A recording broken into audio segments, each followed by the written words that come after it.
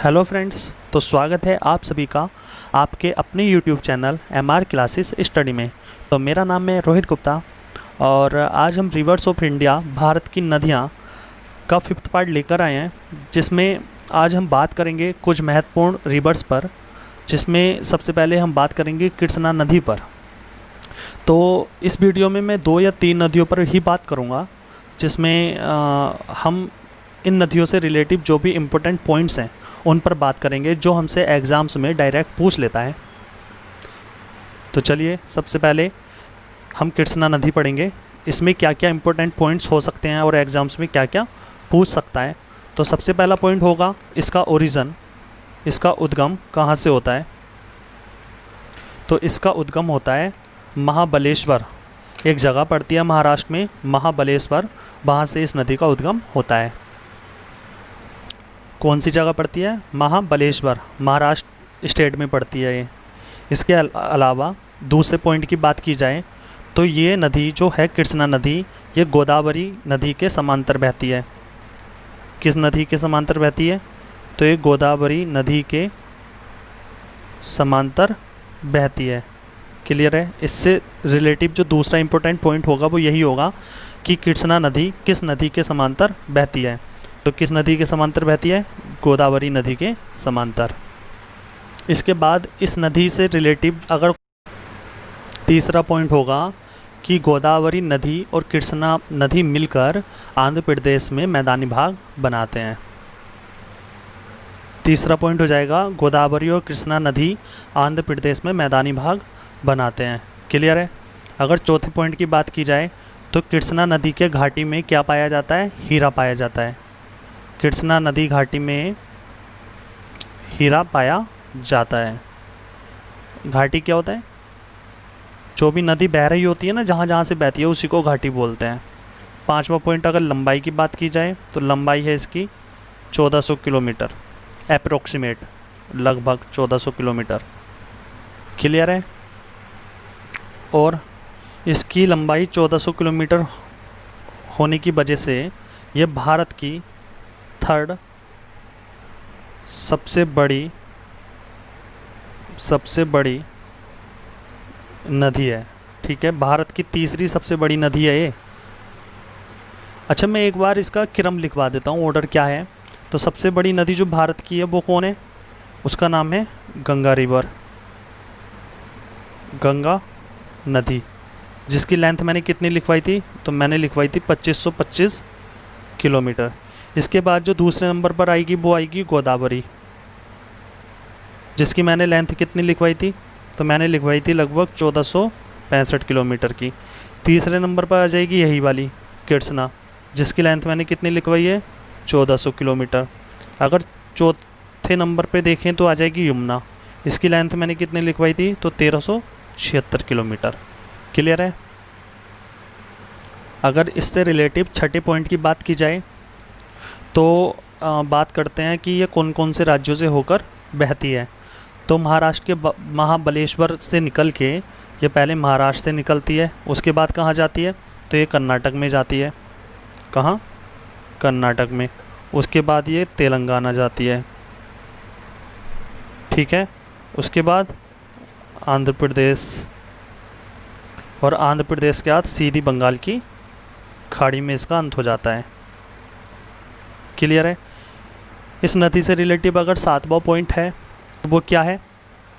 तो 7वां पॉइंट है कि इसकी सहायक नदियाँ कौन कौन सी हैं। सहायक नदियाँ, तो उसमें पहली लिख लीजिए आप भीमा नदी हो जाएगी, एक घाटशिला हो जाएगी, घाटशिला, और उसके बाद हम लिख लेंगे तुंगभद्रा। ठीक है, ये 3 सहायक नदियाँ हो जाएंगी महत्वपूर्ण। तो कृष्णा नदी से जो भी इम्पोर्टेंट पॉइंट्स हैं, जो भी हमारे एग्जाम्स में पूछे जाते हैं, मैंने सब पर डिस्कस कर लिया है और सातों के 7 पॉइंट मैंने यहाँ पे लिखवा दिए हैं। अब बात करते हैं गोदावरी नदी की। ठीक है, सॉरी, गोदावरी तो मैंने पढ़ा दी, महानदी पर बात करते हैं अब। चलिए, इसके बाद पढ़ेंगे महानदी। तो सबसे पहला पॉइंट, इसका उद्गम कहाँ पे है? या ओरिजिन कहाँ पे है? तो छत्तीसगढ़ में एक जगह पड़ती है, जगह नहीं, एक पहाड़ी पड़ती है, सिन्हा पहाड़ी। कहाँ पे? छत्तीसगढ़ में। तो ये नदी कहाँ से निकलती है? सिन्हा पहाड़ी से निकलती है। उसके बाद अगर बात की जाए सहायक नदियों पर, तो इसकी सहायक नदियाँ बहुत हैं, लेकिन आप एक नदी लिख लीजिए शिवनाथ। इसकी सबसे बड़ी सहायक नदी है ये शिवनाथ, सबसे बड़ी सहायक नदी है। ठीक है, तीसरा पॉइंट क्या हो जाएगा? तो तीसरा पॉइंट यही हो जाएगा कि ये कौन कौन से राज्य से निकलती है। तो छत्तीसगढ़ से तो सबसे पहले निकलती है, ठीक है। उसके बाद छत्तीसगढ़ के बाद जाती है उड़ीसा, और उड़ीसा में एक जगह पड़ती है संबलपुर। कौन सी? संबलपुर। और इस संबलपुर में एक बांध पड़ता है जिसका नाम है हीराकुंड बांध, और ये विश्व का सबसे बड़ा बांध है, विश्व का सबसे बड़ा बांध है। क्लियर है? अच्छा, लंबाई की बात की जाए इस हीराकुंड बांध की, तो लगभग 26 किलोमीटर की लंबाई का ये बांध है। चौथा पॉइंट, इस नदी, ये जो महानदी है, इस नदी की घाटी में क्या पाया जाता है? नदी की घाटी में पाया जाता है कोयला। ठीक है, कृष्णा नदी की घाटी में क्या पाया जा रहा था? हीरा। लेकिन महानदी की घाटी में क्या पाया जाता है? कोयला पाया जाता है। अगर इस नदी का अंत की बात की जाए तो ये छत्तीसगढ़ के सिन्हा पहाड़ी से निकल के उड़ीसा में जाती है, और उड़ीसा के कटक से होके, उड़ीसा के कटक से होके ये सीधी कहाँ पे इसका अंत हो जाता है? बंगाल की खाड़ी में इसका अंत हो जाता है। क्लियर है? उसके बाद अच्छा, ये कोयला इसकी घाटी में तो पाया ही जाता है महानदी की, लेकिन और ऐसी कौन कौन सी नदियाँ हैं जिनकी घाटी में कोयला पाया जाता है? तो मैं यहाँ पे वो लिखवा देता हूँ। एक तो है दामोदर, दामोदर नदी, एक है महानदी जो मैंने अभी यहाँ पे लिखवाया, और एक हो जाएगी आपकी गोदावरी, गोदावरी नदी। तो ये 3 नदियाँ ऐसी हैं जिनकी घाटी में कोयला पाया जाता है। क्लियर है? इसके बाद बात करते हैं कावेरी नदी पर। तो सबसे पहला पॉइंट, उद्गम कहाँ से होता है? तो पश्चिमी घाट का कर्नाटक हिस्से से इसका उद्गम होता है। दूसरा, ये कर्नाटक से निकल के कौन से राज्य में जाती है? तो कर्नाटक से निकल के जाती है तमिलनाडु में। क्लियर है?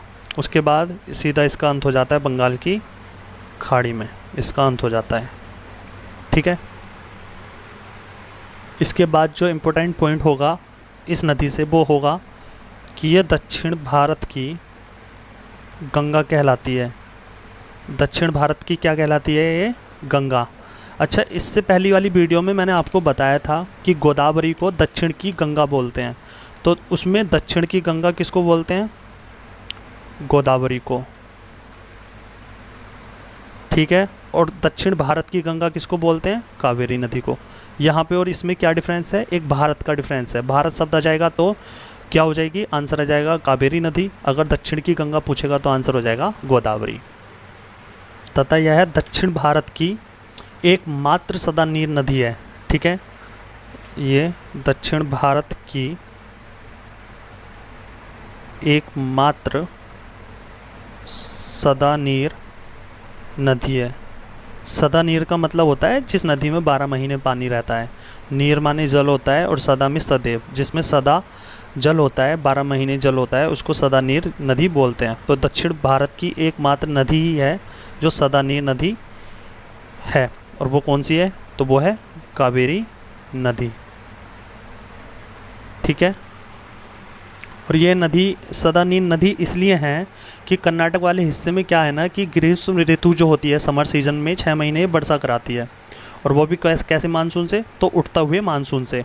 अब तमिलनाडु में भी ये 6 महीने वर्षा कराती है, तो वो कौन सा मानसून होता है? वो लौटता हुआ मानसून होता है।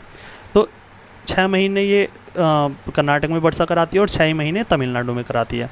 तो 12 महीने के 12 महीने ये वर्षा कराती है। इसका मतलब यही हुआ कि इस नदी में 12 महीने पानी रहता है। अब जब किसी नदी में 12 महीने पानी रहता है तो वो नदी सदा नीर नदी ही कहलाएगी। तो चलिए, ये टॉपिक रिवर्स का आपका फिनिश हो चुका है। अब नेक्स्ट वीडियो में हम बात करेंगे पासिस पर, दर्रे पर। पासिस ऑफ इंडिया, भारत के तटों पर हम वीडियो लेकर आएंगे। तब तक के लिए thank you so much. Okay bye.